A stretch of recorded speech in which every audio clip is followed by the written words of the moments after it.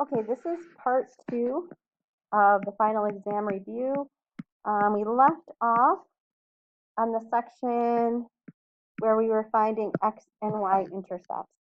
Remember, to find the x-intercept, you replace the y with 0, and to find the y-intercept, you replace the x with 0.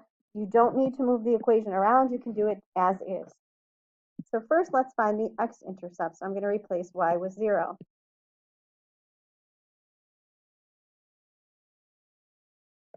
So I have 5x equals 20. I'm going to divide by 5. So my x-intercept is 4, 0, or just you can say 4. So my y-intercept, I'm going to replace x with 0. Well, this should be plus.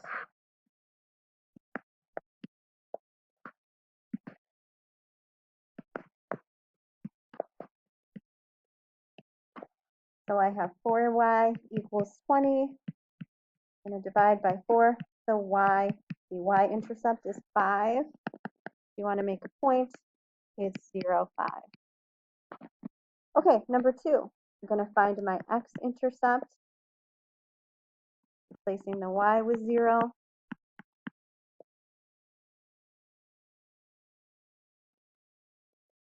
Divide by negative 2. So my x-intercept is negative 12.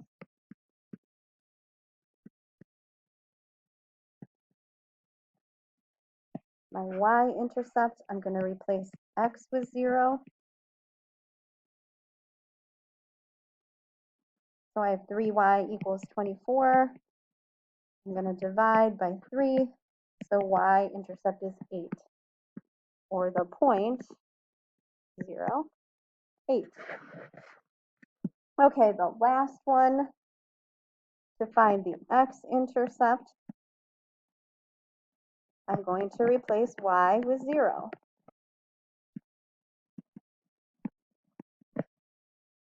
So I'm going to have to move that x to the other side.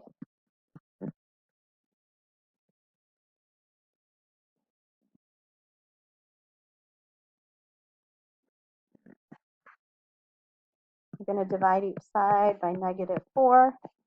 So x is negative 12 and a half. So my x-intercept is negative 12 and a half, 0. To find my y-intercept, I replace x with 0.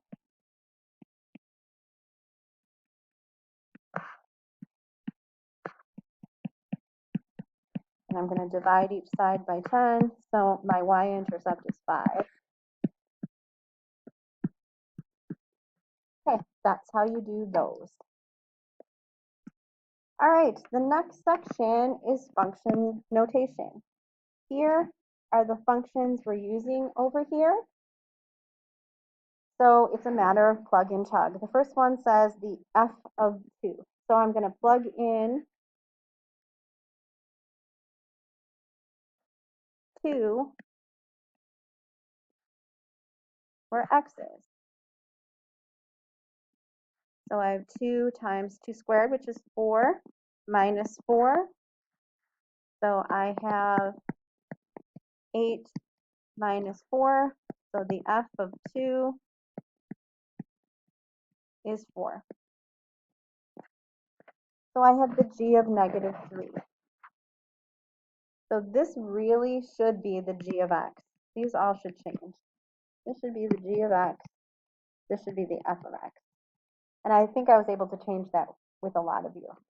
So the g of x, I'm going to replace the g of negative 3, that x with negative 3.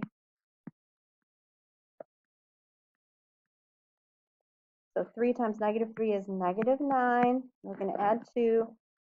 So that makes the g of negative 3 negative 7. The f of negative 2. Be careful when you square a negative number because you're squaring the negative sign too. So let's write this out. The f of negative 2 equals 2 times negative 2 squared minus 4.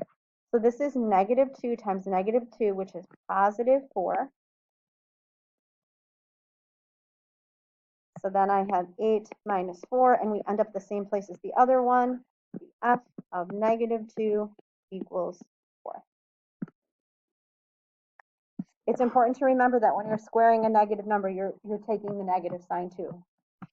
All right, -6 times the f of 4. So let's work inside out first, and let's find the f of 4.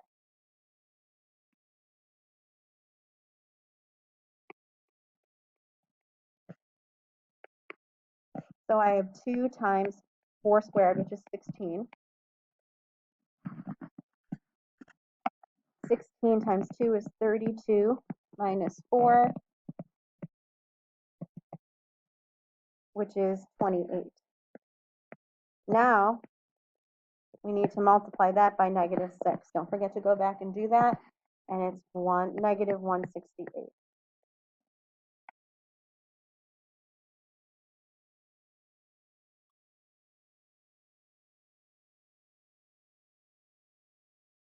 Yep, it's -168. All right, let's go to graphing.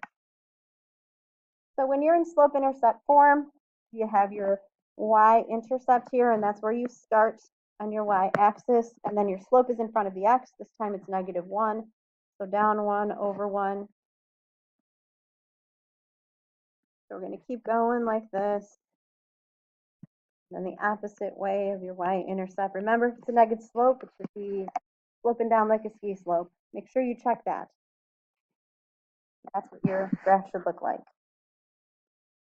The next one is something we have consistently struggled with, the x and the y graphs. So y, count up on the y, it means that your y value is always 4. So it's going to be a horizontal line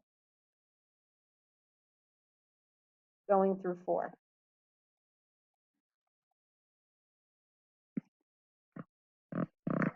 This is on there. Remember, f of x is the same thing as y. So that's still the same as slope-intercept form. So we're going to start at -3, and our slope is -3, 4. So down 3, right 4. Down 3, right 4.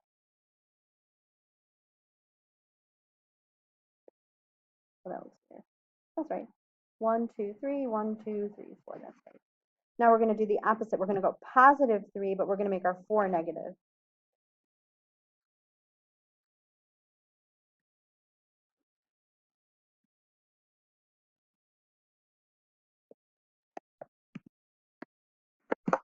Okay. Now this one, we need to do a little work with it before we're going to graph it. We could graph using intercepts, which would be perfectly acceptable if it says graph anyway. But you can also move it into slope-intercept form. So I'm going to subtract that 4x from both sides.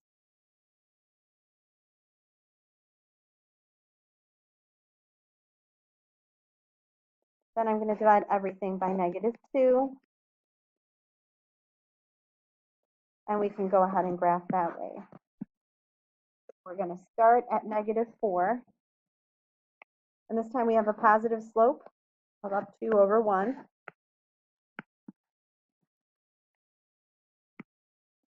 Whoops. And that's how your graph should look. Okay, next section. Find the slope going through the 2 points. So if you remember, we're going to use this formula, the formula I call the wine glass formula. Your wine glasses always need to be on top of the picnic table.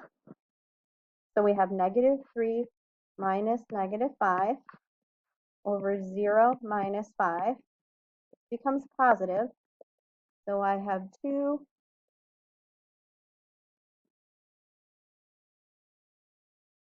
over -5.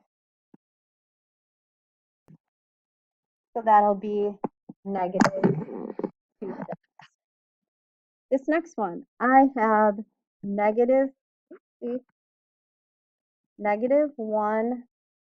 minus 3 over -1 minus -4. That becomes plus. So -1 minus 3 is -4. And then -1 plus 3 is 3. So m is -4/3. Couple more, one more of these. So here I have 1 minus 2 over -5 minus -3. Make that a plus. 1 minus 2 is -1. -5 plus 3 is -2. We have two negatives, so they're going to cancel out, and you're going to have a positive slope of 1/2. Moving on. So write equation in point slope form. Here is your format. We have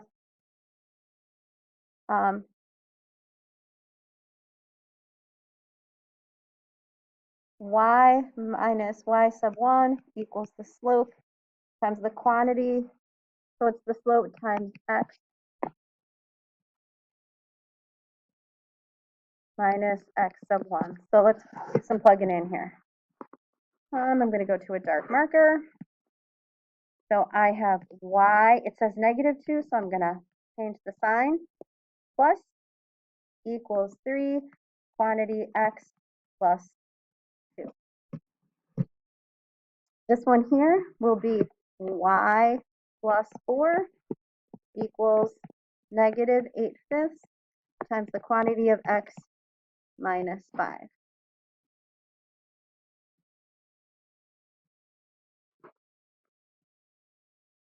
All right, so we got to put these in point slope form too, but we need to find the slope first. I'm going to go back to white because I need more space. So this is number 3. We're going to use the Weinglass formula to find the slope. So I have -1 minus 2 over 2, -2 minus 2. Let me just check. -1 minus 2 over -2 minus 2. Good. So now I have -3 over -4 gives me a slope of positive 3/4.